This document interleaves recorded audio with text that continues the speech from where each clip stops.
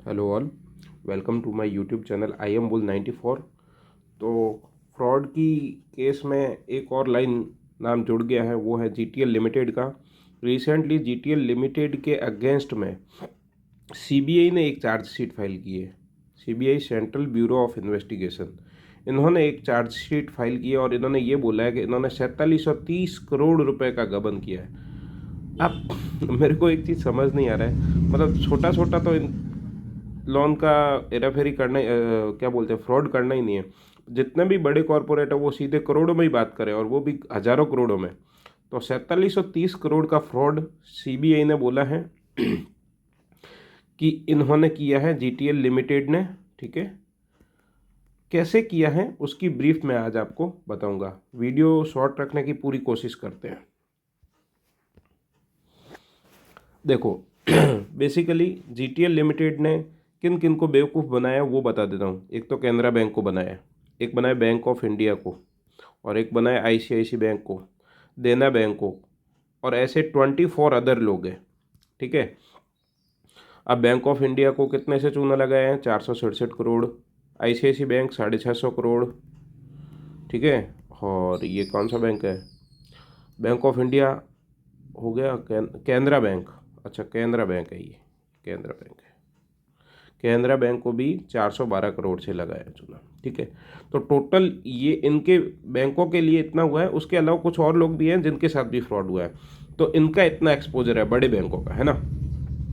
अब देखते हैं कि हुआ क्या, मतलब फ्रॉड किया कैसे, वो समझ लेते हैं डायरेक्टली। देखो, जब भी कोई व्यक्ति किसी को लोन चाहिए तो वो क्या करता है, जैसे ये एक आदमी है, ठीक है, इसको लोन चाहिए बैंक से। लोन दो चार पांच चीज़ों के लिए चाहिए होगा। व्यापार कर रहा है उसके लिए हो सकता है, अपने क्रेडिट जो क्या बोलते हैं, पेमेंट करने के लिए, तो भाई माल उधार लाया उनके पेमेंट के लिए, हो सकता है अपनी फिक्स्ड एसेट्स बाई करने के लिए, है ना। हो सकता है day to day regular cash management के लिए, कि भाई मेरे पास थोड़ा बहुत पैसा एनी टाइम रहना चाहिए। तो ये इसको बोलते हैं शॉर्ट टर्म क्रेडिट, इसको बोलते हैं लॉन्ग टर्म बोरोइंग, ये भी शॉर्ट टर्म में आ गया। वेरियस पर्पज़ के लिए एक बिजनेसमैन को पैसा चाहिए होता है, और ये पैसा देता कौन है? बैंक। एंड जो भी बड़े बड़े एचएनआई लोग हैं जिनके पास अच्छा खासा पैसा है, वो लोग इनको लोन देते हैं। अब फ्रॉड क्या है वो समझते हैं। इन्होंने क्या किया, जीटीएल लिमिटेड वालों ने, जीटीएल वालों ने, इन्होंने बैंक से बोला भाई हमें लोन दीजिए, हमें बाहर से ये 1, 2, 3 और 4, इन 4 लोगों को पेमेंट करना है। इन 4 लोगों को पेमेंट करना है, हमें ये मटेरियल सप्लाई करेंगे। तो बैंकों ने इनको लोन दिया और इन्होंने इनको पेमेंट किया। पेमेंट क्या किया, पेमेंट भी एडवांस में करना चालू हो गए कि इनको एडवांस देना ज़रूरी है। ठीक है, बाद में क्या हुआ, जैसे एडवांस तो देते 100 रुपये, और ये जैसे इसका नाम मैं मिस्टर ए डाल देता हूँ, तो मिस्टर ए जो जीटीएल लिमिटेड को माल दे रहे हैं ना, वो केवल और केवल 10 रुपये का दे रहे हैं। अब जीटीएल लिमिटेड की जो बैलेंस शीट होगी उसके अंदर ये बताएगा कि मेरे को 90 रुपये ए में जमा है, बराबर है। Is it okay? 90 रुपये ए में जमा है, मतलब ए से पैसे अभी मेरे दिए हुए हैं, वो एडवांस में है। थोड़े समय बाद जीटीएल लिमिटेड ये बोला है कि भाई ए तो हो गया दिवालिया, और ये जो 90 रुपये थे ये मेरे पूरे के पूरे डूब गए। ठीक है, 90 रुपये जो थे दिए हुए थे वो तो डूब गए। 10 का तो मटेरियल मैंने ले लिया था, बाकी मेरे 90 जो थे वो डूब गए। तो इस तरह इसने क्या किया, 90 रुपये। अच्छा, ये ए कौन था? ये ABCD, ये 4 कंपनी, ये जो 4 बनाए ना एंटिटी, इन 4 एंटिटीज़ के नाम जो थे वो थे इक्विटी ट्रेडिंग कंपनी, सेकंड था लिनिटी ट्रेडिंग कंपनी, ठीक है, और एक था वेंचुरा ट्रेडिंग कंपनी, और एक था विनम्रा मल्टी ट्रेडिंग कंपनी, है ना। विनम्रा मल्टी ट्रेडिंग कंपनी, ये 4 लोग थे। ठीक है, इन लोगों को कितने कितने करोड़ का इन्होंने एडवांस दिया है, ये लोगों को इसने पैसा दिया है ना, ये 1, 2, 3, 4, आप देख पा रहे हो। इन्होंने इसको, जीटीएल लिमिटेड ने बैंक को बोला मेरे को इन लोगों को पेमेंट करना है। पेमेंट करना है किसके लिए? मटेरियल के लिए। तो इनको इन्होंने कितने कितने रुपए दिए वो ध्यान से देखना, मज़ेदारी देखना। 741 करोड़ इसको दिए, 763 करोड़ इसको दिए, 868 करोड़ इसको दिलाए और 816 करोड़ इसको दिलाए, बराबर है। अब हुआ क्या, इनके बदले में इन्होंने जो माल दिया ना वो समझिए 50-50 करोड़ या 50-60, किसी ने 100 करोड़ का ऐसे दे दिया, और बाकी वाले पैसे सारे के सारे राइट ऑफ करवा दिए। तो सर इनको लोन जो है, जो इनको लोन है वो दिया क्यों, सॉरी इनको पैसा दिया, क्या बोलते हैं, इतना एडवांस दिया क्यों? तो सीबीआई की इन्वेस्टिगेशन रिपोर्ट ये बोल रही है कि ये जो चारों फर्म बनी ना वो केवल 3 महीने पहले ही बनी थी, मतलब इनका कोई ट्रैक रिकॉर्ड था ही नहीं। तो आप मुझे बताइए ना, आप मुझे एक चीज़ बताइए, ऐसी कोई फर्म जिसका कोई ट्रैक रिकॉर्ड नहीं है और उसको आप 700-700, 800-800 करोड़ रुपए उधारे दे रहे हो और कह रहे हो माल बाद में दे देना, ऐसा होता है क्या? तो ऐसा कहा गया कि सीबीआई की इन्वेस्टिगेशन में कि केवल और केवल ये जीटीएल इंफ्रा जो जीटीएल लिमिटेड है इसके आदमी ही शामिल नहीं थे, कुछ लोग बैंक के ऑफिशियल भी थे साथ में,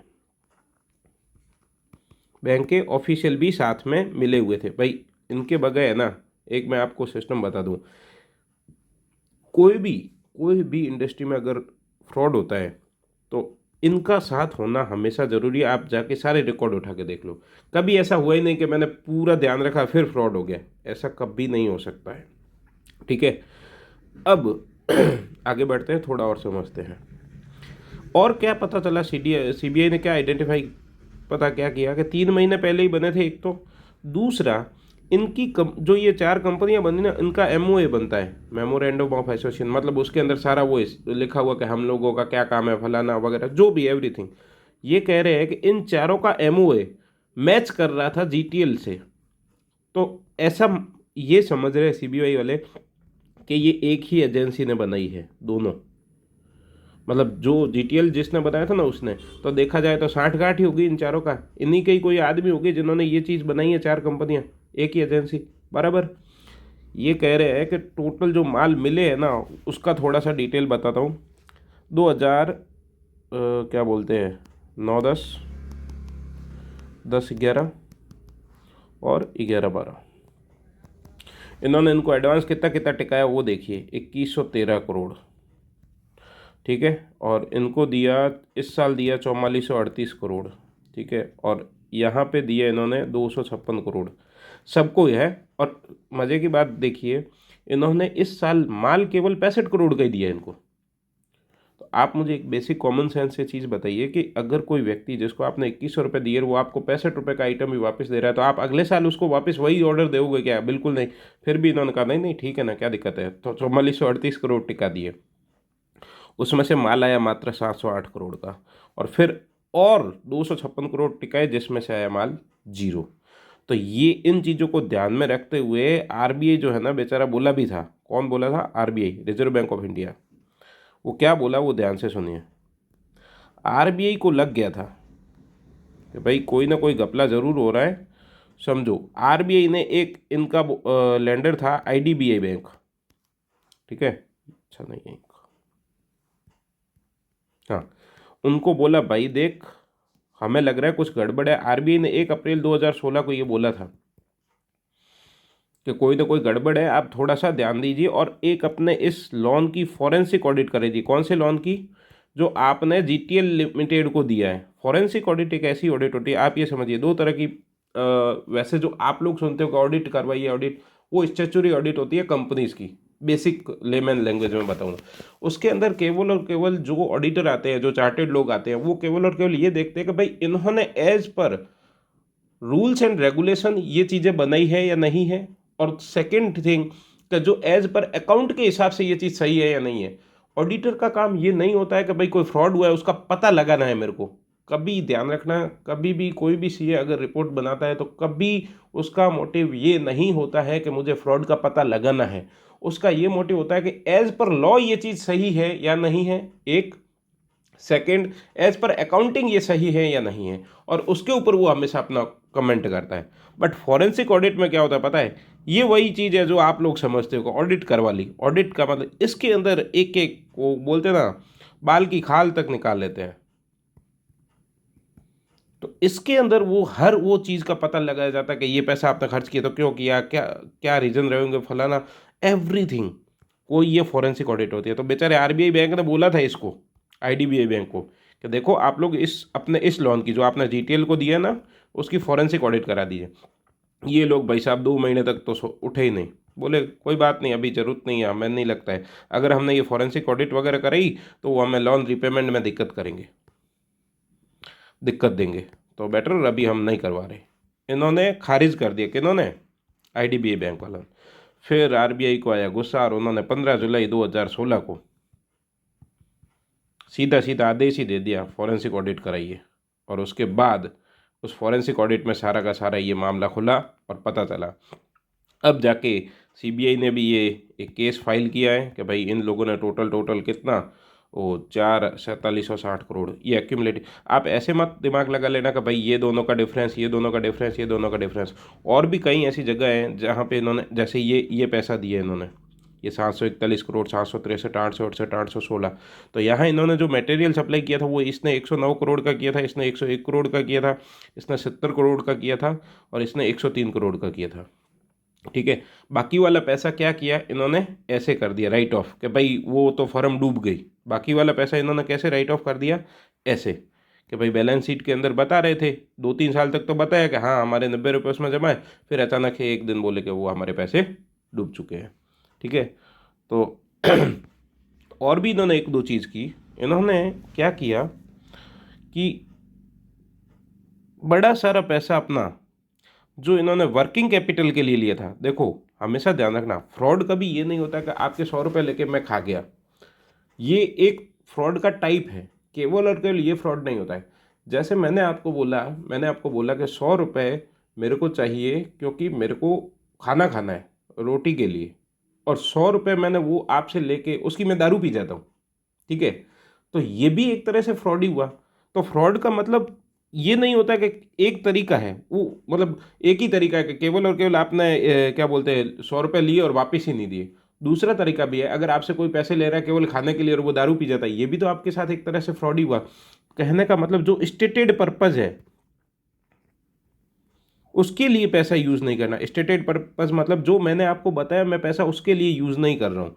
तो इन्होंने क्या किया था, वर्किंग कैपिटल के लिए, डे टू डे ऑपरेशन के लिए जो पैसा चाहिए होता है, डे टू डे ऑपरेशन के लिए जो पैसा चाहिए होता है, वो इन्होंने फिक्स्ड एसेट्स बाई करने में लगा दिया, मतलब पैसा ब्लॉक करवा दिया लंबे टाइम के लिए। तो ये भी एक तरह से फ्रॉड हुआ था। कुछ इन्होंने पैसे 2009-10 में 10-11 में 1055 करोड़ और 1970 करोड़ उठाए थे बैंक से, और उसके बदले में 649 करोड़ के इन्होंने इस साल म्यूचुअल फंड ले लिए। यहाँ पे 1095 करोड़ के म्यूचुअल फंड ले लिए और एक बेटों ने एफडी करा दी। देखो कितने मज़े की बात है, 1970 करोड़ का लोन ले रहे हैं और लोन लो के सामने करा क्या रहे हैं, एफडी। तो पता नहीं इन्होंने इतना सारा झोल किया था। तो वो सारा मैंने ब्रीफ करने की कोशिश की और उम्मीद है ये वीडियो ज़्यादा बड़ा नहीं बनाए। आपको अगर अच्छा लगा तो प्लीज़ मेरे चैनल को सब्सक्राइब कर दीजिए, लाइक कर दीजिए और ये वीडियो शेयर ज़रूर कीजिए। Thank you.